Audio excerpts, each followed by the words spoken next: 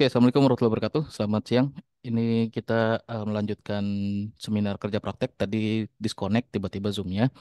Jadi kita langsung lanjut ke bagian diskusi dan tanya jawab antara peserta dari seminar kerja praktek, Mas Ahmad Hemdi dengan saya sendiri, dosen penguji Riyad Sahara. Oke, untuk yang pertama ini, Mas Hemdi, ini jenis kerja praktek yang diambil berarti project base ya? Iya, Pak. Oke, project base yang ini ada tempat penelitiannya atau tidak? Eh, Atau jadi data penelitiannya itu ya online aja, Pak. bentar. Ya ngambil data aja dari Oke, berarti ambil dataset ya. ya dari set. Mm-mm. Dan itu datasetnya di open ya, memang untuk si Iya, harga saham BBRI ini ya. iya, Pak. Oke, bukan datasetnya itu data real atau data dummy? Udah riset belum? Data real, Pak. Data Oke, real dari Yahoo, Pak. Dari data realnya ya.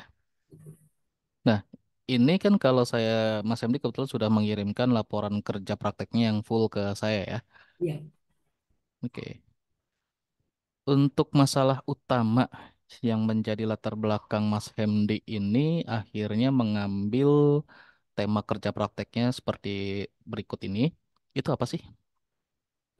Motivasinya sebenarnya ingin tahu ya untuk kalau kita pengen kan biasa main sebenarnya main saham juga coba Hmm? prediksi menggunakan eh, secara ilmiah gitu menggunakan regresi linear Hmm? kita menggunakan sebenarnya pakai neural network juga gitu jadi coba ternyata prediksinya bagus nih naik gitu lah itu secara itu sih secara matematis ya Hmm? ternyata kalau saham bisa juga dengan misalkan dengan adanya perubahan politik kayak sekarang atau dengan perubahan bencana alam seperti kayak adanya COVID itu akan mempengaruhi tentunya gitu ya. Jadi aspek-aspek itu juga tidak tidak bisa dipungkiri juga selain secara data ilmiah ini Pak. Oke, jadi karena memang seperti yang disebutkan di latar belakang permasalahan ini mengenai sifat saham ini yang secara apa? Sifat ini fluktuatif, nggak Ya, menentu. Terus Mas Hemdi mau ada prediksi ya, prediksi mengenai berapa harga saham di masa depan ya, sama peningkatan-peningkatan mungkin peluang atau nanti juga bisa menghindari resiko-resikonya. Begitu kan? iya, iya betul Pak. Jadi Hmm, maksudnya kita secara ilmiah lah tahu oh seperti ini secara regresi linear gitu ceritanya gitu. hmm, Dibandingkan kita cuma lihat grafik yang udah ada kalau di Yahoo Finance juga sudah ada cuma gitu. Kita pengen tahu oke. aja secara eh, seperti apa sih gitu. Disebutkan nggak di dokumen pelaporannya, laporan Eh, KP-nya? disebutkan Kalau untuk di dokumen KP kan saya cuma lihatnya atau bacanya nih atau di presentasi juga ya. Cuma permasalahannya ya saham ini sifatnya fluktuatif, pengen malah nggak ada mau ngapain gitu ya. Jadi prediksi malah dijelaskan lagi. Jadi Mas HMD ini cuma menjelaskan juga nih prediksi saham itu upaya memperkirakan berapa harga saham. Di sini khususnya pakai sahamnya si BBRI muncul di masa depan, meningkatkan peluang keuntungan investor, terus buat ngambil keputusan investasi juga. ya, Tapi kalau masalah-masalah yang tadi Mas Hem disebutkan atau jelaskan gitu ya, yang diungkapkan atau diutarakan di seminar ini kan nggak dituliskan tuh di laporannya. Nah, jadi kalau misalkan memang ada permasalahan seperti itu, dituliskan di laporannya biar yang baca juga bisa tahu ada masalah apa atau ada alasan apa sehingga melakukan penelitian itu. Jangan dari seminar ini atau proses diseminasinya dijelaskannya, tapi juga dari laporan kerja prakteknya biar pembaca langsung tahu gitu ya. Kalau tadi kan saya nggak tahu tuh masalah-masalah yang lainnya. Yang saya tahu cuma ada permasalahan yang saham ini sifatnya fluktuatif gitu ya.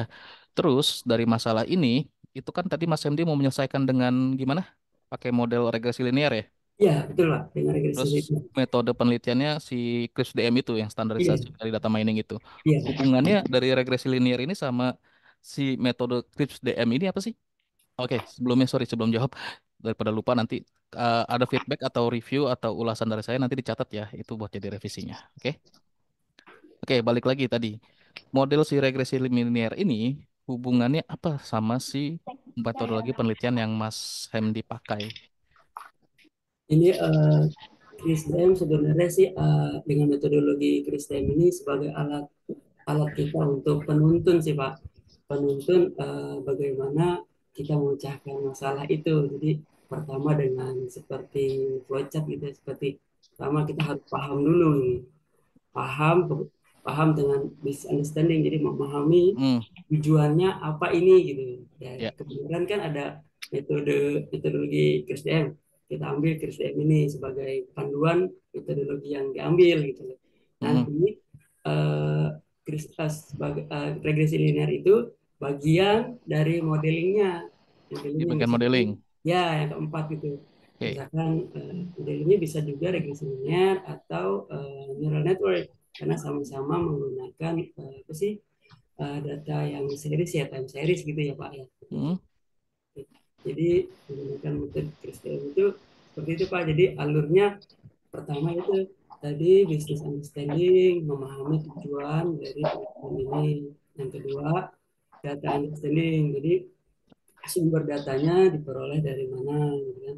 Yang ketiga data preparation. Jadi data-data yang tidak penting, data-data yang tidak dibutuhkan tidak diambil atau hmm, dibuang apabila data itu error misalkan nilainya nol atau segala macam kita buang gitu. Nah, terus yang keempat adalah modeling. Modeling itu pemilihan pemilihan kita menggunakan apa nih gitu regresi linear atau neural network atau yang lain gitu.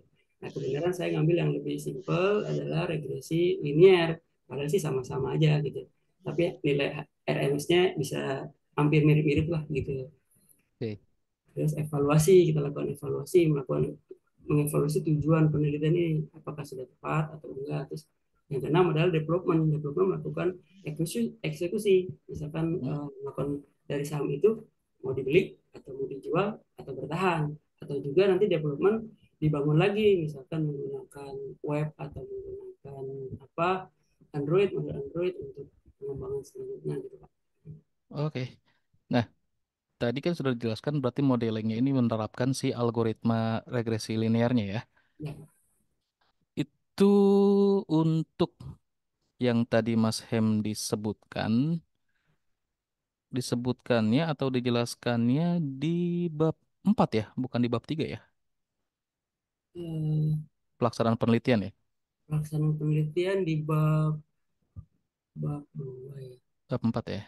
Bab empat. Kalau bab 3 kan metodologi penelitian tuh.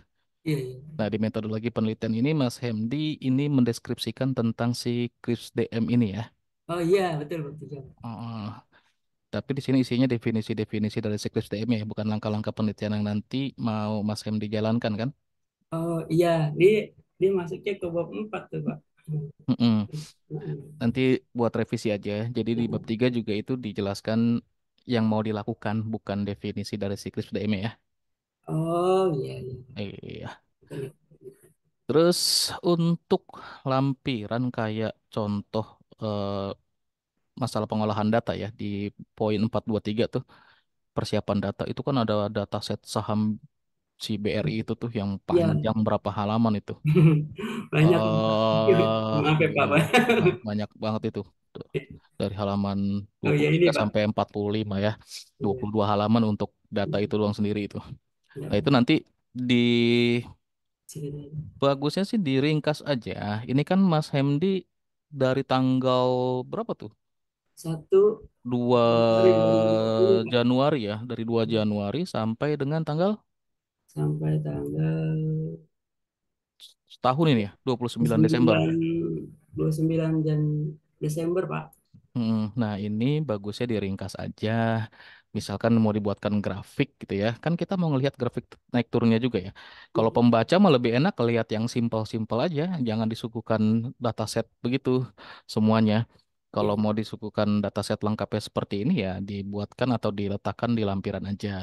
Nah, untuk dataset yang dihimpun sama SEMDI itu buat penelitian itu bisa bikin kesimpulannya aja atau dibuatkan ringkasannya aja. Misalkan dibuatkan grafiknya atau apa, tapi tetap ada angkanya atau ditunjukkan labelnya.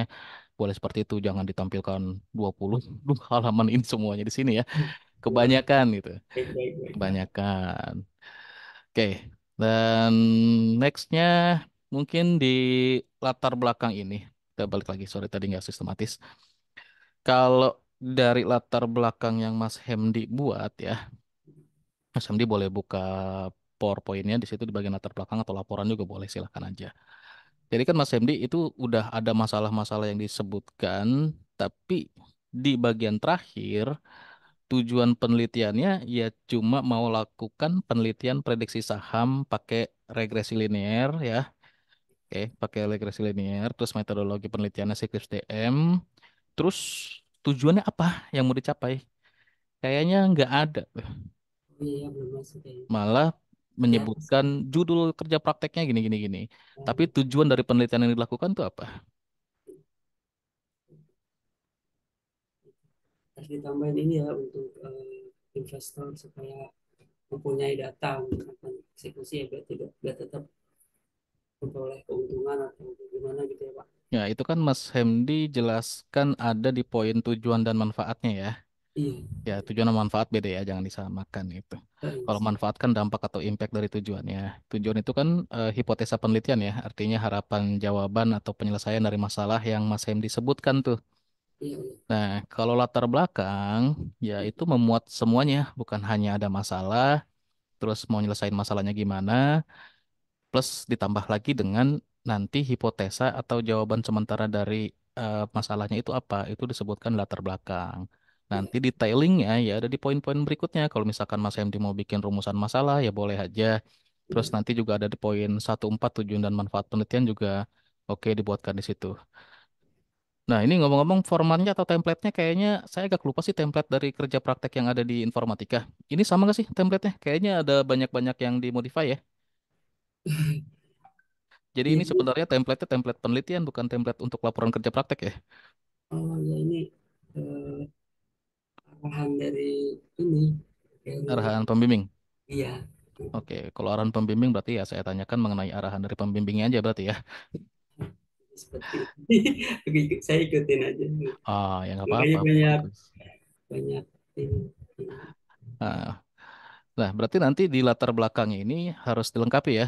Jadi latar belakang itu ya bukan cuma kita suguhkan di mana tempat penelitiannya, terus ada apa permasalahannya, terus nanti masalahnya mau diselesaikan dengan apa, atau gimana cara penyelesaian masalahnya, tapi juga harus disebutkan atau kita tuliskan juga hipotesa penelitiannya Iya, atau tujuan penelitian. Nah, itu baru nanti di breakdown lengkap lagi atau di lebih detailkan di poin-poin berikutnya. Terus next ini kan Mas MD ini ada beberapa sitasi atau referensi ya, kayak contoh misalkan itu peneliti terdahulu melakukan penelitian untuk memprediksi harga saham BRI di masa depan dengan metode regresi linear dengan rentang waktu tertentu. Itu dari salah satu peneliti namanya Syahputra ya, di iya. tahun 2022. Hanya satu aja referensinya. Ada sebenarnya ini ada banyak sih, cuma saya munculin satu Pak. Oh, ini kan karena risetnya apa laporan KP-nya bentuknya penelitian, jadi saya orientasi bertanyanya yang ngikutin bentuk laporan penelitiannya aja ya. Karena ini kan formatnya ya, format laporannya bentuknya penelitian, jadi saya ikutin pertanyaan atau saya bertanyanya mengenai itu aja di ruang lingkup kita gitu. Kalau yang laporan KP kemarin ya saya tanya dengan lingkupnya laporan KP ya. Kali ini laporan KP-nya kebetulan project penelitian ya udah kita ikutin. Nah, tadi katanya banyak, banyaknya di bagian yang mana? eh Enggak, maksudnya ini udah jurnal lah ya, jurnal dibuka gitu Pak, maksudnya Hmm, dilihat gitu, kita di review. di review cuma yang Hmm. dimunculkan mungkin yang ini aja ya, Saputra ini kayaknya lebih pas gitu. Oh, jadi cuma satu doang dong. Kalau kita cuma masukin satu berarti kita nyontek dia. Enggak sih, ada beberapa sih Pak. Kok nggak dimasukin? Iya, iya, harus dimasukin ya Pak. Oh iya, iya. Iya, Kalau iya, kita misalkan nge-review hasil penelitian terdahulu yang sudah publish gitu ya, yang jadi referensi kita, ya kita wajib masukkan itu atau kita referensikan atau kita citasi. Hmm. Apalagi kalau misalkan kayak ada ide-ide, konsep-konsep yang kita ambil dari hasil publikasi orang ya kita harus masukkan juga. Oh, Nah, kalau iya. misalkan di sini kan Mas Hendy nih dari latar belakang di paragraf pertama aja kan bilang nih BRI salah satu bank milik pemerintah yang besar di Indonesia dan saham diperdagangkan di BEI. Tahu dari mana? Kalau misalkan itu sahamnya diperdagangkan di Bursa Efek Indonesia. Kalau saya kan nggak tahu nih, karena ini kan tulisan Mas MD ya. Tapi Iya, kan nggak iya. ada sumbernya. Kalau misalkan nggak ada sumbernya, saya anggap ini berdasarkan dari hasil risetnya Mas MD aja gitu. Tapi nggak tahu kalau misalkan Mas MD ini hasilnya, data ini dapat dari referensi lain ya harusnya kan ada referensinya atau citasinya. Ada Iya. nggak? Ada dari dari WRI-nya juga, Pak. Dari siapa? Dari web itu, Pak. Oh, Jadi, dari web. oh iya, mungkin kita munculin nanti ya, Pak ya. Kita Iya. buat Ya, web. pokoknya setiap apapun hasil tulisan kita yang memang bukan keluar dari pemikiran kita atau dihasilkan dari pemikiran kita sendiri, ya kita wajib masukin referensinya atau kita mensitasi siapa. Ya, baik, baik, baik. Tuh, kalau enggak ya kita dianggapnya ya mengambil atau menduplikasi atau plagiat punya orang lain. Apalagi kalau misalkan benar-benar identik ya, itu kan jatuhnya plagiat lagi. Iya, Kalaupun mau kita referensikan kan kita juga harus parafrase atau kita harus olah kata-katanya. iya, Nggak iya, langsung asal copy paste kita masukin. Nah, kalau kayak gitu kan benar-benar plagiat ya. iya, Pak. Jadi kalau misalkan ada ide, konsep atau data-data yang kita dapat dari referensi lain wajib dimasukin ya. Siap, Pak. Oke, nah ini tadi kan katanya banyak sudah direview. Hasil reviewnya ada? Nggak ada? Hasil Literatur review reviewnya? kemarin saya sudah buat ya, cuman eh, ini di ini yang Nggak lain. ada ya. Oke, jadi minusnya ini sebenarnya banyak minusnya masalah format penulisan aja sih sama etika penulisan atau etika pembuatan laporan karya ilmiah. Jadi banyak definisi-definisi, konsep, ide atau apapun gitu ya. Kayak misalkan data atau informasi yang Mas Hendy di sini tuliskan atau ada ya di sini tapi nggak ada referensinya. Kayak misalkan tadi contohnya di bab satu ada, di bab 2 tuh banyak definisi juga atau banyak konsep juga nggak ada tuh referensi atau citasinya. Nah, itu jangan seperti itu, harus dimasukkan tuh Sebentar, Pak, itu masukkan, ya. Pak. Ya, Pak. Oke, saya mau tanya lagi. Ya, Ini kan Mas Hendy tadi bilang variabel atribut dataset yang digunakan open, high, low, volume, dan label close. Nah, itu di hasil perhitungannya di mana? hasil perhitungannya Atau bentar. penggunaan variabel datasetnya? Bisa ditujukan di mau di aplikasinya boleh, mau di hasil perhitungannya boleh. Oh, hasil perhitungannya ya. Kelihatan ya, Pak. Ya, Eh, ini sih, Pak. Ini untuk yang mana datanya? Ini perhitungannya, Pak. Jadi open di X1, high X2, low sebagai X, saya sebagai X3, volume X4, dan Y close ini sebagai Y. Y ini close. Nah, Y absen ini prediksi. hmm. Nah, koefisien ini kita ambilkan dari datanya dari ini, Pak. Kita masukkan ke ini. Bentar ya. Excel ini di insert. Oke, kalau ini kan raw datanya ya sama ada proses perhitungannya. Kalau saya Ya. ngelihat hasil perhitungannya kan kalau Mas Hendy juga di laporannya tuh ada tabel 43 ya, ada prediksi harga Oh, saham close iya, tuh. iya, iya. Terus kan di bawahnya ada grafiknya ya, grafik Oh, iya. costnya. Baik, Nah, baik. di laporan Mas Hendy juga ada tuh. Kita boleh lihat aja sih nggak apa-apa. Yang lihat yang grafik ini. Ah, Oh, nah yang grafik. tuh, itu antara prediction sama close-nya kesimpulannya apa itu conclusion-nya? Kok saya Pre- ngelihatnya kayak nggak ada bedanya ya? Malah Prediction hampir sama. sama close ya, Pak. Ah. Eh, beda sedikit, Pak. Kalau misalkan close ini kan misalkan sih 4.560, di sini kan 4.549. Ada diferensia, ada ini ya, Pak, ada selisihnya, Pak. Cuman mendekati-mendekati aja. Kan ini namanya prediksi ya. Prediksi jadi mendekati-mendekati aja dia. Nggak sama, nggak ada yang sama sih. Nah, Gitu yang sama jadi mendekati antara mendekati jadi antara real sama prediksi. prediksinya gitu. Iya, betul. Berarti tingkat keakuratan prediksinya Mas MD berapa? Kalau dilihat secara dari rapid minor itu sekitar, kalau tingkat errornya ya Pak ya, Hmm, sekitar 38 Pak. Kan kalau yang bagus katanya kan eh, menurut referensi nol ya. hmm, Nol. Tapi kan itu kalau nol kan ini bang. Jadi benar-benar misalkan 4.800 ya 4.800. Ya, nggak mungkin lah. Itu kan namanya prediksi ya. pasti ada geser-geser gitu. Kata segini sekian Pak. Cuma masalahnya di realisasi orang mengharapkan atau ekspektasinya prediksi itu nggak jauh atau tingkat si errornya ini nggak tinggi. Iya betul. Nah, Betul berarti betul. kalau dari sini kita bisa nangkap kesimpulannya regresi linearnya nggak tepat dong.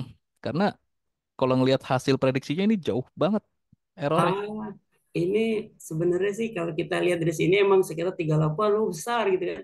Tapi kalau Hmm, kita lihat dari grafik, enggak lah Pak. Ini kita kan kalau misalkan tidak kita besarkan ya. Mas MD kan tadi tadi katanya udah nyari referensi-referensi ya banyak studi literatur atau literatur review. Nah, Hasil dari literatur reviewnya dari ah, beberapa penelitian itu ada nggak yang tingkatan errornya lebih rendah dari Mas MD? ada 16 Pak. Kok Mas MD tinggi? Iya dia itu banyak ininya ya. Dia dari 2018 sampai 2022 jadi timingnya lebih banyak. Sedangkan saya cuma 3 tahun. Oke, itu Mungkin ya timingnya. itu mungkin mempengaruhi. Saya juga kurang paham ya Yang mempengaruhi. kedua, algoritma yang dia pakai regresi linear juga Sama akurasinya. dengan Namun metodenya si Chris DM juga pendekatannya. beda, beda. Beda. Bukan SDM dia, cuman dia kayaknya dia cuma bikin flowchart aja, mengarang ngarang sendiri gitu kayaknya. Hmm. Jadi ini dia nih, ininya laporan mereka. Ada Jadi lagi yang lebih rendah dari 16%. eh, saya lihat nggak ada sih Pak paling rendah dia dia ini dia. Serius, paling rendah dia. Saya harus teliti lagi kalau misalnya itu Pak banyak. Nah, itu dia. Yang saya baca, yang saya ambil itu ya 16% aja saya nggak tahu kalau misalkan ada lagi yang lebih ini lebih Itu dari apa? 13%, 14% tadi. Sorry, itu angka error bukan? ini tingkat nanti linear prediksi. Nah ini orang ini dari ini dari investing. Nah dari 2008 malah Pak. 2008 sampai 2020 ini banyak nih tahunnya ya 12 Ya, tahun ya. kalau secara logiknya malah kalau makin banyak datanya itu dia tingkat errornya malah akan lebih tinggi dibandingkan dengan yang datanya Oh dikit. itu ya Pak ya. Logiknya kayak gitu. Iya, iya. Harusnya sih Oke lah. lebih bagus harusnya. Aduh, kacau ini. Ya, Nah, itulah datanya, Pak. Saya ngambil seperti itu kalau dimasukin ke ya dalam nggak regresi. apa-apa. Oke, ini kan masih belajar ya, wajar lah. Berarti nanti untuk nextnya mungkin bisa dicoba untuk pakai algoritma yang lain. Oh ya, pakai Tapi udah dipastikan belum variabelnya nggak ada yang salah ya inputannya?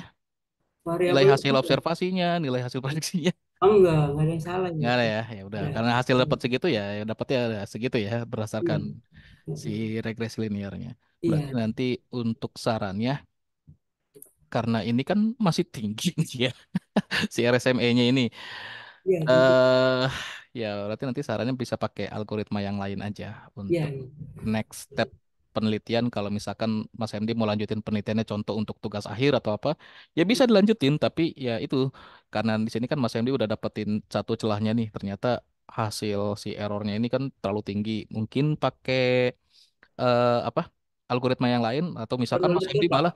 misalkan nanti penelitiannya malah mau komparasi dari si algoritma regresi linear ini dengan algoritma yang lain mau compare nih hasil akhirnya nih atau si tingkatan errornya itu kan bisa jadi penelitian juga tuh. Iya, iya bisa. Itu pakai Nah, nanti bisa network lanjut gitu apa aja. SVM itu bisa di. Nah, ya itu nanti bisa lanjut buat penelitian. Oke, dari KP yang sudah dilakukan dapat apa? Jangan bilang dapat hikmahnya ya. Ya dapat itu jadi paham regresi linear prosesnya seperti ini penarikan data terus juga di membimbing oh cara menulis seperti ini oh banyak hal lah itu banyak dramanya seru cara nulis Oh, aja waduh ya nih susah cara sekali nulisnya kan. masukan harus banyak ditingkatkan nih, Iya terutama untuk tipografi, susunan kalimat, ya. Susunan kalimat di paragraf, susunan kata di kalimat itu banyak yang harus diperbaiki dan diimprove lagi sambil belajar lah. Iya, Nanti Pak. Iya, untuk penyusunan tugas akhir bisa lebih harapkan sih bisa lebih baik ya. iya, Terus iya. sama penggunaan tools-tools buat bikin laporan. Kayaknya waktu itu kelas MPT-nya sama saya kan ya? Iya, Pak. Ah, Masih ah. Masih bisa atau masih ingat cara pakai si Mendeley kan atau Citation Manager? bisa, Pak. Bisa, bisa. Ah, masih bisa. Ini pakai Citation Manager nggak? Enggak pakai yang Kenapa nggak pakai? desktop itu, Pak. Mendeley, Pak. Iya, Mendeley Citation Manager ya. Oke, berarti udah bisa ya. Sudah bisa. Ya, ada ini Sip. Mendeley. Next terakhir. Jadi kesimpulan yang Mas Hemdi bisa dapatkan dari hasil saya nggak bilang hasil penelitian ini, tapi dari kegiatan kerja prakteknya apa? Selain yang tadi. Oke, Oh, misalkan implementasi keilmuannya di real project seperti ini gimana gitu. Apakah iya.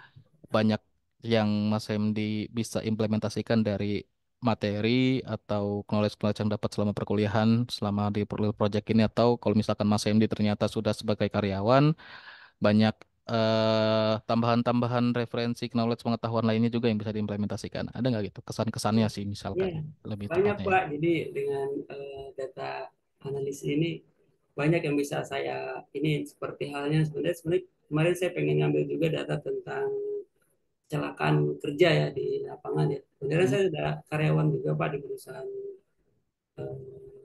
oil and gas gitu ya. Jadi Hmm? di situ banyak data kecelakaan kerja. Cuman sayangnya referensinya itu yang saya mau ambil tuh saya cari jurnalnya tidak ketemu gitu. Jadi stuck di situ. Jadi akhirnya ngambil benar saya suka itu ngambil data yang udah ada gitu.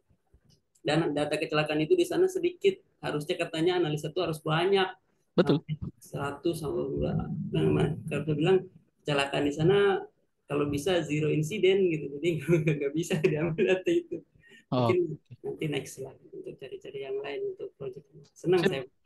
Oke, oke. Thank you, thank you. Boleh ditutup sudah selesai dari saya masukan. Jangan lupa nanti kalau apa tadi ada revisi-revisi saya dari saya itu dicatat, terus nanti diperbaiki, nanti di info ke saya jika sudah selesai, nanti baru ada penilaiannya ya. Ya, Oke, silakan ditutup ya. presentasinya.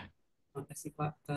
Demikian presentasi pada kesempatan kali ini. Terima kasih Bapak Sahara atas kehadirannya dan teman-teman semua, Mas Teguh yang support saya selalu dan teman-teman Mas Sagani, Mas dan Yanti. Terima kasih Pak. Dari Yuk. saya akhiri. Assalamualaikum warahmatullahi wabarakatuh. Waalaikumsalam warahmatullahi wabarakatuh. Semangat terus, Mas MD. Ya, Oke, semuanya tadi sudah selesai untuk seminar laporan kerja praktek atas nama peserta seminar Mas Hamad Hemdi. Kita next ke peserta kedua untuk peserta atas nama Muhammad Budiawan. Sudah ready? Ya, Pak. Siapa? Boleh di show dulu aja presentasinya, nanti kita mulai. Di share screen, Pak. Ya, di share screen dulu aja.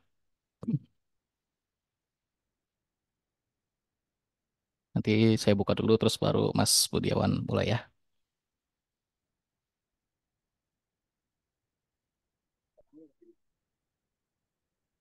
Oke. Oke, kita mulai untuk seminar kerja praktek di hari Kamis tanggal 1 Februari 2024 untuk peserta kedua atas nama Muhammad Budiawan dengan judul laporan kerja praktek atas kerja praktek yang sudah dijalankan. Judulnya adalah Rancang Bangun Aplikasi Maintenance Management System. Ini berarti project base ya. Nanti Ya, untuk peserta diberikan durasi untuk presentasi laporannya kurang lebih 15 menit dan nanti akan dilanjutkan sesi diskusi atau tanya jawab antara peserta atas nama Muhammad Budiawan dengan saya sendiri, dosen penguji atas nama Riyad Sahara, plus jika ada audiens atau guest yang mau bertanya atau mau berdiskusi dipersilakan juga. Oke, silakan dimulai Mas Muhammad Budiawan, dimanfaatkan waktunya untuk presentasi laporan kerja prakteknya. baik. Assalamualaikum warahmatullahi wabarakatuh. Selamat Waalaikumsalam. siang, Pak Riyad dan juga teman-teman semua. Pada kesempatan kali ini, saya akan menyampaikan laporan hasil kerja praktek saya, yang ini tentang proyek merancang bangun aplikasi maintenance management system yang berada di PT Gramedia Bandung. Perlu saya sampaikan dulu materi yang akan saya berikan, yang saya sampaikan. Yang pertama itu maksud dan tujuan kerja praktek, kemudian profil singkat perusahaan, kemudian temuan dan batasan masalah, selanjutnya solusi yang ditawarkan, yang terakhir kesimpulan dan saran. Nah, maksud dan tujuan kuliah kerja praktek yaitu menambah wawasan, memperluas pengetahuan, mengasah keterampilan dan bakat, serta melatih untuk menjadi tenaga kerja yang profesional dan ahli dalam bidang informatika. Kemudian selanjutnya meningkatkan hubungan kerjasama baik antara perguruan tinggi, pemerintah, dan perusahaan. Selanjutnya, profil singkat dari perusahaan yang menjadi tempat saya kerja praktek, yaitu PT Gramedia Bandung. PT Gramedia Unit Bandung merupakan salah satu unit bisnis PT Gramedia Printing Group, merupakan anak perusahaan dari Kompas Gramedia yang didirikan tahun 2005 di Sumedang, Jawa Barat. Nah, kita kenal dulu Kompas Gramedia. Jadi Kompas Gramedia itu punya beberapa bisnis, yaitu media seperti Kompas TV, Orang Kompas, kemudian retail publishing, ini kayak toko, kemudian hospitality seperti hotel, manufaktur ini yang menjadi tempat kerja praktek saya nanti. Kemudian ada pendidikan, di Kompas Gramedia punya Universitas Multimedia Nusantara, event and venue, ini penyelenggara event. Kemudian Kompas Gramedia juga punya property and infrastruktur, kemudian bisnis digital. Nah, tempat kerja praktek saya ini di manufaktur.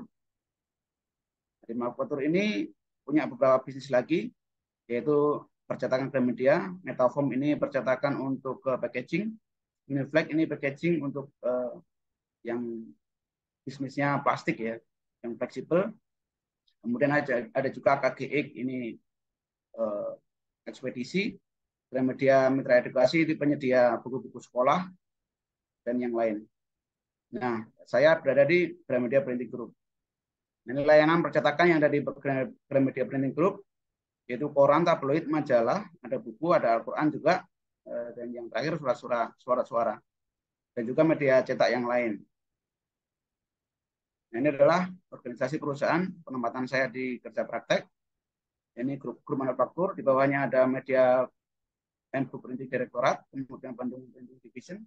Nah, saya ditempatkan di maintenance dan ME departemen. Di dalamnya ini juga ada IT-nya sebenarnya, maintenance, ME, IT departemen. Kemudian temuan dan batasan masalah. Di bagian maintenance itu tugasnya melakukan perawatan dan perbaikan mesin produksi, termasuk modifikasi dan rancang bangun sistem.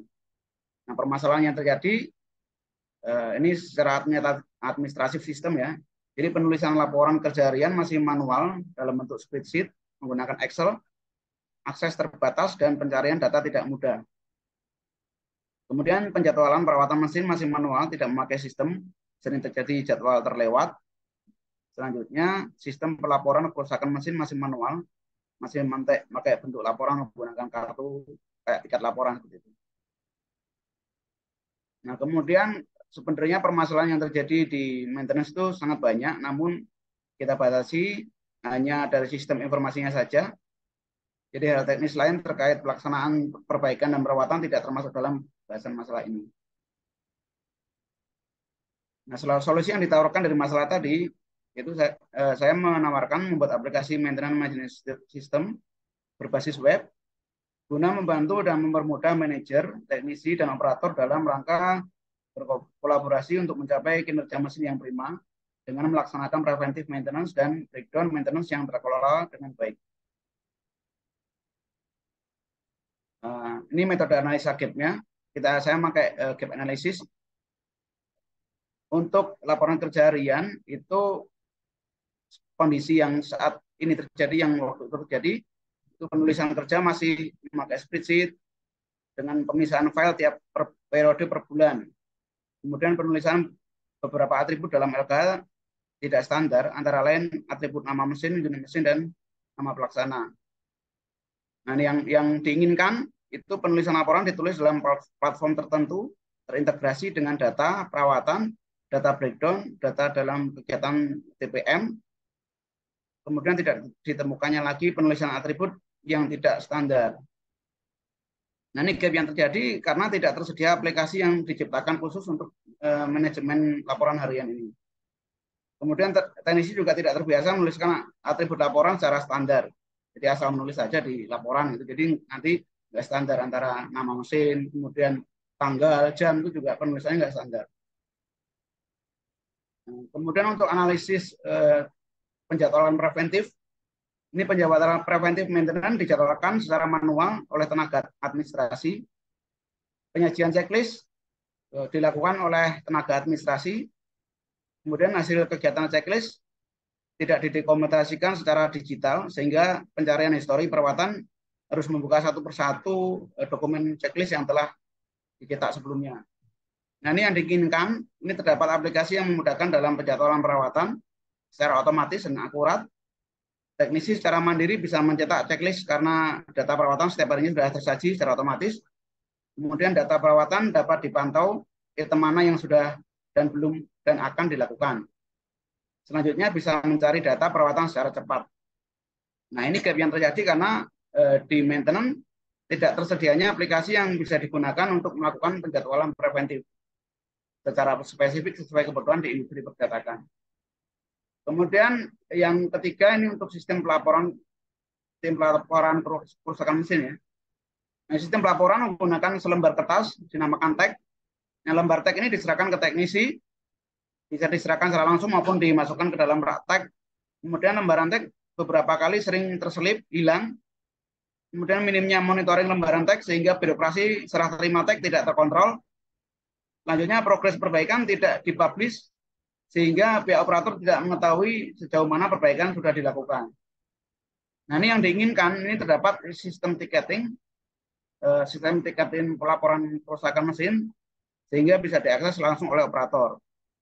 Selanjutnya histori tiket dapat dimonitor dengan mudah dan akurat. Teknisi dan operator dengan mudah dapat mengetahui rangkaian proses perbaikan mesin secara rinci. Nah, ini gapnya karena memang tidak terdapat sistem tiketing sehingga kegiatan pelaporan tidak dilakukan secara manual. Nah, ini langkah-langkah ya, sebenarnya ini langkah-langkah yang sudah saya lakukan. Yang pertama itu dari sini kita wawancara dengan superintendent dan teknisi, kemudian wawancara dengan manajer dan superintendent operator karena harus berkolaborasi antara teknisi dan operator. Kemudian pengumpulan data fisik dan digital di luar wawancara. Kemudian konsultasi dengan IT karena aplikasi ini memang nanti akan kita masukkan ke server aplikasi di Bandung Printing. Kemudian pembuatan skeleton aplikasi dan persetujuan. Selanjutnya proses penulisan baris program ini 1 bulan lebih ya. Kemudian pengujian lokal di lingkungan maintenance, pengujian lokal bersama di lingkungan bagian produksi, pengujian aplikasi setelah persetujuan aplikasi setelah pengujian lokal. Kemudian selanjutnya diinstal di server, kemudian diuji di gedung ABCD karena Gramedia punya 4 gedung. Setelah diuji kemudian disosialisasi selama 3 hari, kemudian dijalankan, dimonitoring, selanjutnya yang terakhir dievaluasi, kemudian menyampaikan kesimpulan dan saran. Teks-teks yang saya gunakan, bahasa pemrogramannya pakai PHP, framework coordinator, database-nya MySQL, framework untuk CSS-nya pakai Bootstrap, kemudian pakai sedikit library dari jQuery. Nah, ini output project-nya. Sebenarnya modulnya banyak, cuman ini yang 3 yang paling digunakan utama ya. Jadi modul LKH ini digunakan untuk penulisan laporan keseharian, merupakan sarana utama komunikasi antar teknisi tentang kegiatan yang dilakukan selama 1 shift dalam suatu hari kerja. Kemudian modul penjadwalan perawatan untuk menjadwalkan perawatan, modul TPM atau ticketing untuk pelaporan gangguan. Nah, selanjutnya apakah MMS ini sudah solutif? Nah, ternyata nih dari tadinya yang laporan ini disimpan per Excel, dipisahkan per periode per bulan, tampilannya Excel seperti ini. Ini kan banyak yang tidak standar gitu ya, nanti nulis-nulisnya juga banyak yang tidak benar. Gitu. Nah, ini ternyata MMS ini sudah mampu mendongkrak validitas laporan, kecepatan pencarian data juga sudah bagus, kemudian memonitor kerusakan mesin yang masih berlangsung, kemudian memutus permasalahan akses file. Karena kalau pakai Excel kan satu buka, satu nggak bisa buka ya, nggak, ya bisa buka tapi nggak bisa nyimpen gitu, atau nggak bisa ngedit gitu, yang lainnya. Nah kemudian untuk penjadwalan, ini penjadwalan kan tadinya pakai kertas-kertas begini ya, pakai kertas-kertas begini, ada kadang-kadang terselip, kadang-kadang basah atau sobek. Nah kita sudah pakai penjadwalan yang otomatis. Nah ini mampu menjamin tersedianya jadwal preventif maintenance yang tepat waktu. Jaminan jadwal preventif maintenance yang tidak terlewat atau tercecer seperti kondisi sebelumnya yang menggunakan kertas penjadwalan. Nah ini tiketing laporan-laporan kerusakan dari operator. Tadinya bentuk kartu seperti ini dimasukkan ke dalam wadah, kemudian disusun oleh teknisi dalam rak-rak seperti ini per mesin. Nah ini sudah kita bentuk ke dalam suatu sistem juga. Ini mampu meniadakan birokrasi tradisional, mulai dari operator menulis laporan, kemudian menyerahkan ke teknisi, kemudian menyimpan di rak-rak tertentu. Nah sistem baru ini operator menginput laporan, kemudian laporan akan langsung diterima teknisi melalui aplikasi MMS ini. Nah progresnya juga dapat terpantau oleh maintenance dan juga oleh operator. Nah kesimpulan yang bisa saya ambil, aplikasi MMS ini berjalan dengan baik, mudah digunakan dan diterima oleh seluruh karyawan. Terbukti memudahkan pekerjaan teknisi dan operator, serta mampu digunakan sebagai sarana pengambilan keputusan. Nah, saran yang saya sampaikan yaitu untuk memudahkan pencarian part, alangkah baiknya developer Gramedia ya menyediakan API logistik agar MMS ini bisa berkolaborasi langsung dengan stok di logistik. Alangkah baiknya juga kegiatan checklist memakai sarana tablet agar data secara real time dapat dipantau. Jadi teknisi ini sebaiknya menuju ke mesin atau ke fasilitas yang akan diperawat itu dia pakai tablet dan langsung bisa dimasukkan datanya. Nah, kemudian ini foto-foto kegiatan mulai dari diskusi antar bagian, kemudian membicarakan apa yang harus harus ada di sistem itu. Ini sosialisasi, kemudian ini yang aplikasi yang sudah berjalan. Mungkin cukup aja, Pak Rihat.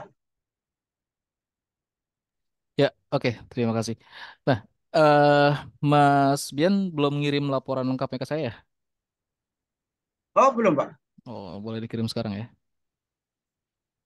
maaf Pak.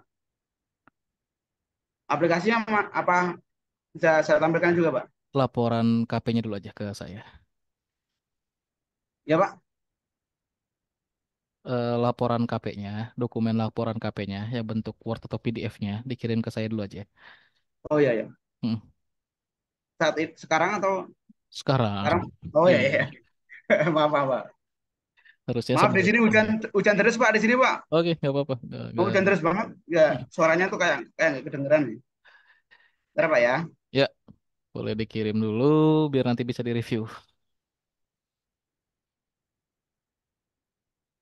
Sama sambil kita diskusi lah ya, sambil Mas Bian kirim. Nah, ini berarti project base atau memang aktivitas Mas Bian yang dilakukan di tempat kerjanya nih? Ini project Pak ini Pak. Oh, project. Ya. Project ya. Bukan aktivitas pekerjaan yang memang dikerjakan di Gramedia. Mas Bian karyawan sana juga? Iya, Oke. saya di sana juga. Cuman memang itu kan apa namanya? eh, tadinya belum ada gitu ya. Tadinya belum Tadinya ada belum dan ada. diprojectkan gitu. Ada dan diprojectkan. Project Real. Ya Pak. Project Real bukan? Oh iya real Pak. Oke. Saya sendiri saya sendiri yang ini. Bentar, Oke, Pak. oke. Ya, dikirim dulu.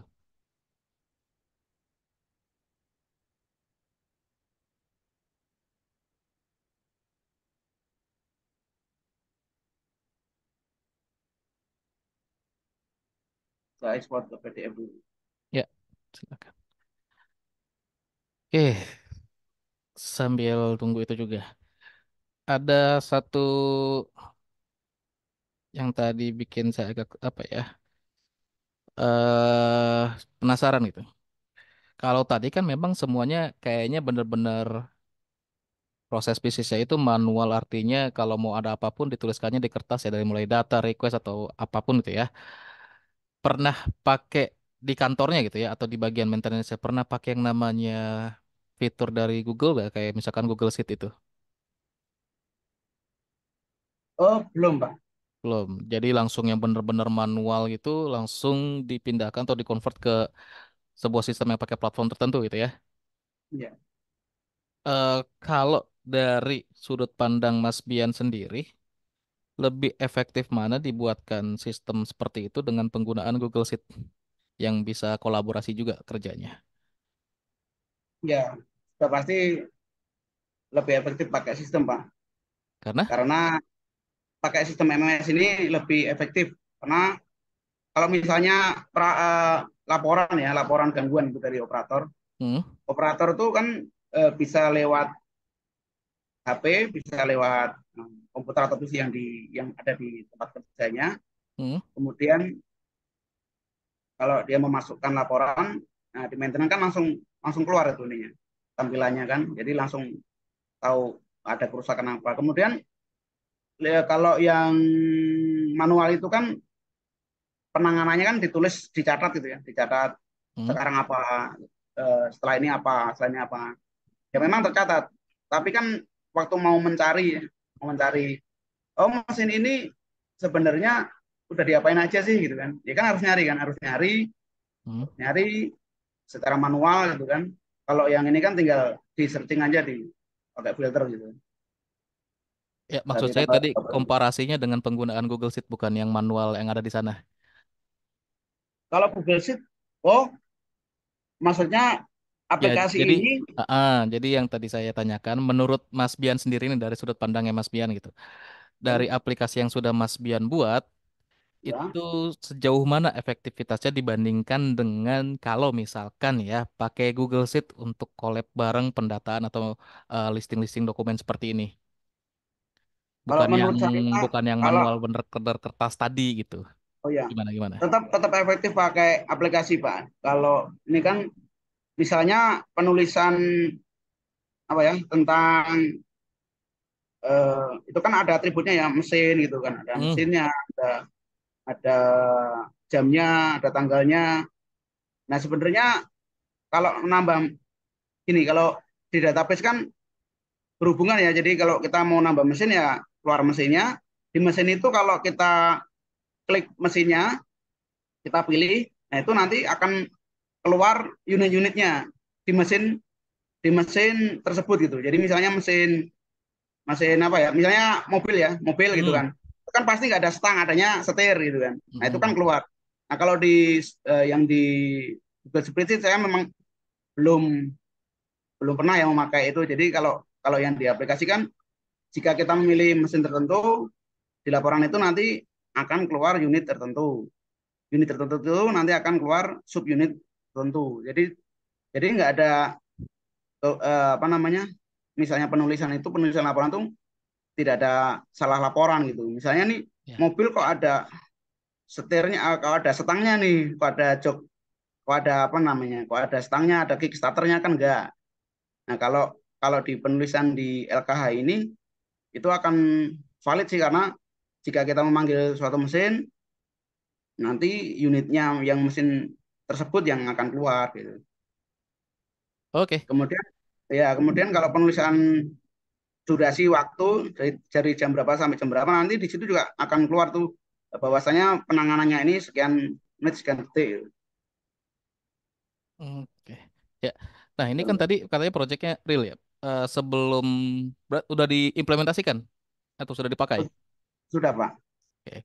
Nah, berarti harusnya ada sebelum di delivery ada UAT-nya nggak? Ya, Ada UAT-nya nggak atau user acceptance test-nya? oh nggak ada Pak. Oh, Karena kita ya langsung ya, kalau itu nggak ada Pak. Maksudnya nggak eh, didokumentasikan itu, cuman secara lisan aja. Oh udah oke, udah oh. bisa dipakai begitu. Next time berarti kalau project yang seperti ini untuk kebutuhan pelaporan karya ilmiah dilengkapi ya. Oh ya. Termasuk testing dari kitanya sendiri. Kita apakah sudah ngetes apps kita atau platform kita atau belum gitu. Mas Bian ada pengetesan dari appsnya? Oh, oh. Juga, maaf ya Pak, ini suaranya hujannya Oh ya, terus banget. ya kalau dari Mas Bian sendiri untuk pengujian atau pengetesan dari apps yang Mas Bian develop ada nggak? Oh ininya apa namanya kayak dokumen pengujiannya? Iya, betul. Oh nggak ada Pak, nggak Oh, ada Pak. ya nanti berarti kalau untuk next harusnya ada ya. Ya, Iya iya iya. karena ini kan jatuhnya projectnya develop apps ya. Berarti kan ya kalau untuk kayak ya jangankan buat untuk karya ilmiah kalau misalkan kita tender di perusahaan atau sebagai vendor ya kan tetap harus ada lengkap ya sampai dengan di delivery itu sampai dengan user udah menyatakan oke diterima apps-nya gitu dan udah memenuhi semua requirements atau kebutuhan usernya. Kan yang penting itu tuh kalau misalkan di project udah belum nih user butuh apa? Butuh A, masalah A udah diselesaikan, masalah A-nya ada solusi A-nya. Nah, harusnya kan seperti itu. Terus itu kan dari segi si usernya, tapi kalau dari segi kita developernya kan tetap ada juga tuh pengujian yang sudah kita lakukan untuk bisa dapetin kepercayaan usernya bahwa apps-nya udah running well, semuanya udah berjalan benar ya, udah sesuai memang dengan yang dibutuhkan gitu. Nggak ada error, nggak ada bug atau nggak ada isu apapun. Harusnya nanti dibuatkan seperti itu ya. Nah, karena ini kan projectnya develop apps ya dari ini kan kita bicaranya karya ilmiah kita ya, pelaporan yang kita lakukan dalam implementasi keilmuan kita di pekerjaan dengan kerja praktek ini. Berarti kita bicara ada langkah-langkah algoritma atau ada langkah-langkah tahapan penelitian yang Mas Bian lakukan dan dalam develop apps ini. Mas Bian Betul, betul. pakai pendekatannya apa selama develop apps ini atau untuk mendevelop apps ini?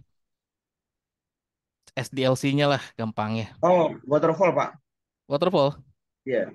Di Saya laporannya pakai ada nggak? Semudra. Ya Di laporannya dituliskan. Saya baru di nerima laporan. laporannya. Oh ininya Pak, yang tanggal ini ngapain-ngapain itu. Oh iya betul. Oh belum saya sertakan Pak, belum saya sertakan Pak. Oh iya. Berarti nanti tuh disertakan ya Pak ya. Betul. Itu kan Ujian apa ya? jadi iya, itu kan jadi kayak di bagian solusi itu. Nah, ini kan di solusi Mas Bian ada analisa proses bisnis ya, ada analisa masalah proses bisnis sama tahap perencanaan. Nah, di tahap perencanaan ini kan kita artinya ada sistematika atau langkah-langkah yang mau kita lakukan kan ya. Nah, kalau kita di apps developer ini biasanya kan pakainya SDLC ya Mas Bian ya. Ya. Hmm. Si analisa permasalahan itu jadi salah satu langkah yang kita lakukan tuh di SDLC-nya. Nanti dilengkapi ya. Kalau itu kalau yang dibuat di kan ada project manajemen tuh Hmm, yang saya buat tuh ya tanggal sekian itu kan rencana ya itu ya tanggal betul, sekian untuk wawancara tanggal sekian eh, eh, pengembangan modul ini pengembangan modul itu termasuk nggak sih sebenarnya Pak? termasuk. Tapi kan kita di situ nggak tahu Mas Bian ini pakai pendekatannya model apa nih untuk ini kan gampangnya tadi ya sekali lagi nih. Ini Mas Bian kan projectnya develop aplikasi ya. Artinya kan nanti tiap langkah-langkah yang Mas Bian lakukan atau pelaksanaannya pada saat untuk riset sampai dengan ngedevelop aplikasi dan selesai ini, itu kan ada pendekatan yang dipakai. Nah, Mas Bian, langkah-langkah yang dilakukan itu kira-kira modelnya apa? Tadi kan bilang waterfall. Nah, berarti nanti dari kegiatannya atau di setiap pelaksanaannya berarti pakai modelnya si waterfall tadi dong, yang dari mulai requirements gatheringnya sampai Betul, betul. requirements analisisnya, terus modelingnya, terus testingnya, sampai dengan implementasi dan maintenance-nya ya kan? Nah itu berarti nanti dimasukkan ke laporannya ya. Oh, ya. Oke, terus untuk citasinya, ini kita ngecek laporannya ya, biar laporannya lengkap, bagus. Ini soalnya Mas Bian sebenarnya di laporannya bilang nih pakai model pengembangan V-model ya sistemnya. Iya Pak, Mm-mm.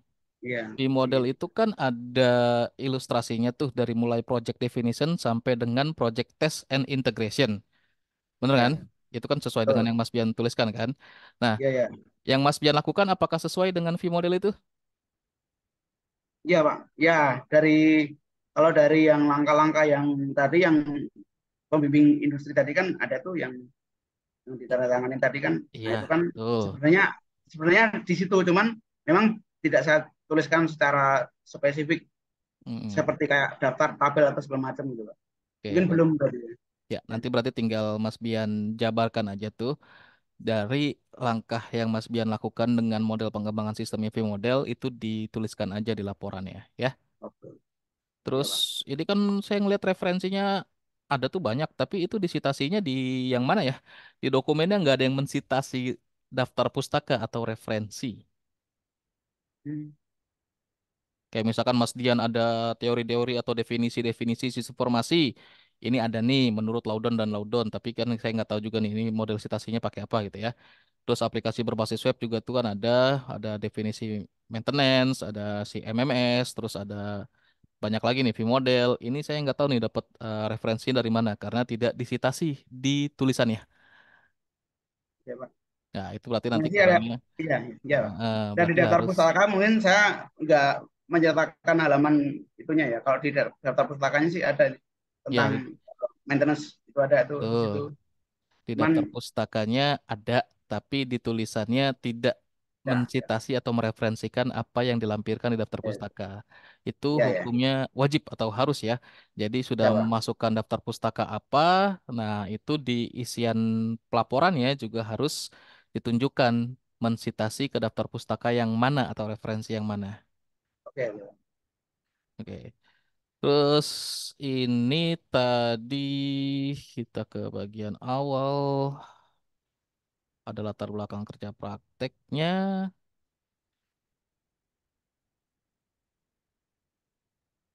Tujuannya di mana tadi? Tujuannya tadi di sini udah oke udah ada. Sip. Oke, mantap. Di bagian akhirnya.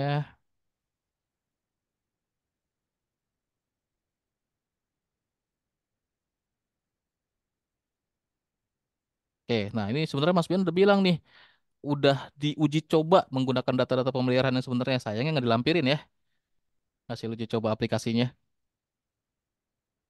Ya, ya, Pak. Oke, itu aja dari saya. Tinggal terakhir, sama seperti tadi pertanyaan untuk Mas Hemdi. Apa kesimpulan dari Mas Bian selama menjalankan kerja praktek sampai dengan penyusunan laporannya dan sekarang diseminarkan atau diseminasikan? Ya, kalau dari saya benar-benar pakai ya, Pak. Ilmu Hmm, yang dari eh, kampus itu benar-benar terpakai. Walaupun belum sepenuhnya saya tuangkan di laporan gitu. hmm, Seperti kayak tadi pengembangan tadi kan langkah-langkahnya belum belum saya apa namanya belum saya tuangkan di laporan. hmm, Tapi sangat terpakai. Nah, ya, adapun yang apa, konsentrasi saya kan data science tuh, ya, ya, data science. Ternyata di permintaan dari manajer itu ini dulu nih karena ini yang lebih penting gitu. hmm, Ini kan nggak ada ilmu datanya nih. Nah, ya, menurut menurut beliau mungkin nanti di tugas akhir kalau data udah terkumpul lewat aplikasi itu, nah itu bisa dibikin kayak prediksi tuh, misalnya ya gitu Kak, gitu. sip. Misalnya kapan harus penggantian olinya harus apa gitu. Iya, benar, benar, benar. Jadi bisa buat nanti ada bahan untuk tugas akhir ya. Tuh. Oke, terus oh iya satu saya yang lupa. Ini Mas Bian kan masukin diagram UML ya. Ya Pak. Oke, nanti ini buat inputan ke depannya lagi. Kalau untuk diagram UML sekarang yang dipakai itu versi yang paling rendahnya versi 2 ya. Mas Bian ada diagram UML yang versinya itu udah old udah dipakai. Sequence-nya itu udah versi lama ya. Jadi kalau mau bikin sequence coba cek atau cari referensi sequence yang untuk diagram UML versi 2 ke atas. Sekarang Versi kan 2. terakhir UML itu udah 2,5 atau 2,5. Nah, itu diagram UML itu sudah tidak merepresentasikan OOP di saat ini gitu ya. Jadi sudah beda konsepnya. Nanti kalau untuk pembuatan laporan tugas akhir, takutnya Mas Bian pakai diagram UML lagi dan butuh beberapa diagram apa sih notasi-notasinya yang mau dipakai misalkan dari sequence-nya. Nah itu jangan sampai salah lagi. Itu versinya yang lama. Jadi mungkin diupdate aja. Udah, itu aja dari saya. Boleh ditutup presentasinya. Silakan. Bentar, Pak, saya izin tanya dulu Pak, Pak Riyad. Boleh, silakan kalau ditanyain. Jadi gini, kalau kemarin kan eh, dari ujian itu, Hmm? sekarang model penulisan kayak kayak laporan KP gitu kan, Hmm? 20 halaman tuh udah cukup gitu. dua Ya, puluh halaman udah cukup gitu kan. Nah, sementara saya tuh kemarin kebingungan sendiri tuh. Kalau 20 halaman sementara saya harus menuangkan banyak yang saya kerjakan, jadinya kan lebih itu jadi 60 betul, delapan betul, puluh sampai ratusan. Nah, betul. itu gimana Pak menurut Pak Riyad? Oke, kalau ini kan memang sebenarnya kalau konsepnya kerja praktek itu hanya mau tahu dan kita minta mahasiswa kita itu atau mahasiswa ya bisa mengimplementasikan keilmuannya hingga dia bisa lebih berasa real dan dapat apa ada pengalaman secara nyata ternyata seperti apa di industri itu yang benar-benar ada di industri ya praktek nyatanya. Kalau di perkuliahan kan hanya teori, gambaran, ada studi kasus atau cerita nyata tapi kan hanya diilustrasikan tidak ngalamin. Kita pengen mahasiswa kita ngalamin realnya seperti apa. Dan yang dituliskan bukan hanya ceritain apa kegiatannya. Kalau cuma nyeritain apa kegiatannya aja kan ya udah cuma kayak kayak karya tulis aja, tapi nggak ada skill lain yang ditingkatkan. Kayak misalkan analisa permasalahan, kalau misalkan di tempat kerja prakteknya ini contoh ada proses bisnis yang mungkin bisa diimprove. Kayak contohnya tadi Mas Bian tuh, ternyata ada satu proses bisnis yang bisa diimprove nih. Kayak kita improve, dibuatkan project dengan membuatkan sebuah apps untuk bisa ngakomodir si masalah-masalah yang ada di proses bisnis tersebut sehingga misal nanti pekerjaannya lebih produktif, lebih efisien atau lebih efektif kayak gitu. Dan untuk masalah penulisan, banyak atau tidaknya tergantung apa yang mau kita tuangkan atau mau kita laporkan, mau kita report. Kalau ternyata hasil kegiatan kita banyak, kompleks, dan memang kita mau ceritakan, mau kita tuangkan ke dalam tulisan, nggak masalah mau sampai ratusan halaman juga nggak apa-apa. Tapi kalau misalkan terlalu sedikit juga nanti akan jadi pertanyaan, emang ngapain di tempat kerja prakteknya? Kok hasil laporannya cuma segini gitu. Emang nggak ada aktivitas lain yang dilakukan? Kayak misalkan contoh cuma nyeritain, saya cuma maintenance pendataan perawatan mesin. Udah begitu. Yang diceritain adalah langkah-langkah rawat gini gini gini. Itu kan paling nggak lebih dari 3 halaman. Mungkin 20 halaman itu adalah minimnya isinya. Kalaupun nanti jadinya lebih banyak, itu nggak masalah. Tapi kalau nanti beda hal kalau kita bicara untuk dipublikasikan karya ilmiahnya. Nah, untuk publikasi karya ilmiah memang terkadang publisher itu punya batasan halaman. Misalkan paling banyak 10 halaman atau ada yang sampai 15 halaman. Mau nggak mau kita harus kompres atau kita mempersingkat penelitian kita atau hasil riset kita gitu ya ke dalam sebuah karya tulisan yang sesingkat-singkatnya tapi menggambarkan seluruh isinya. Nah, itu challenging kita sendiri. Gimana caranya untuk bisa menyampaikan seperti itu biar orang-orang ini atau pembaca yang nanti membaca karya tulis kita itu mengerti apa yang kita kerjakan secara keseluruhan tapi dengan konsep yang ringkas.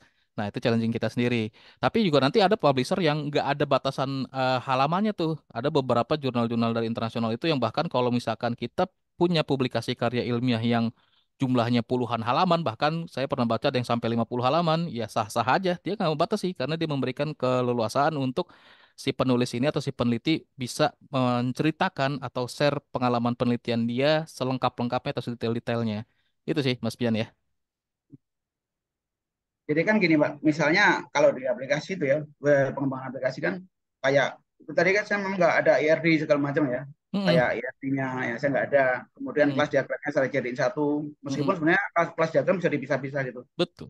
Ya, makanya saya tuh kemarin kan bagaimana ya biar bisa ringkas, tapi ternyata banyak yang dipotong gitu. Akhirnya begitu. Ya, ya itu memang tergantung dari apa masukan pembimbingnya sendiri. Tapi kalau secara etiknya kita nulis ya, yang tadi saya sampaikan nggak masalah mau banyak pun gitu. Karena memang yang kita mau laporkan ya itu real yang kita kerjakan. Masa nggak kita laporkan gitu?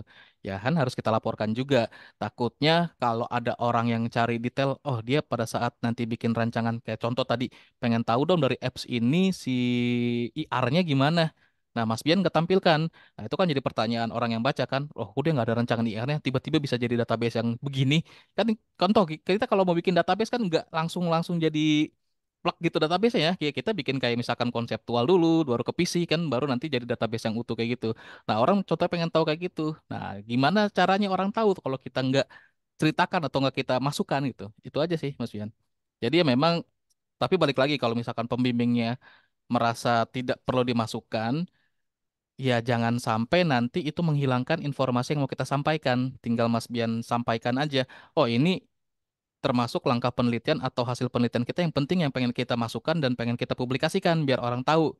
Nah, boleh-boleh aja nanti seperti itu. Ya, oke. Ada lagi? Ya, Pak. Beres? Ya, Pak. Ya, boleh ditutup. Silakan presentasinya. Baik, demikian tadi ada presentasi oleh Dr. Pratek dari saya. Saya ucapkan terima kasih. Assalamualaikum warahmatullahi wabarakatuh. Waalaikumsalam warahmatullahi wabarakatuh. Oke, sudah selesai untuk diseminasi atau seminar kerja praktek dari peserta kedua atas nama Mas Muhammad Bidiawan.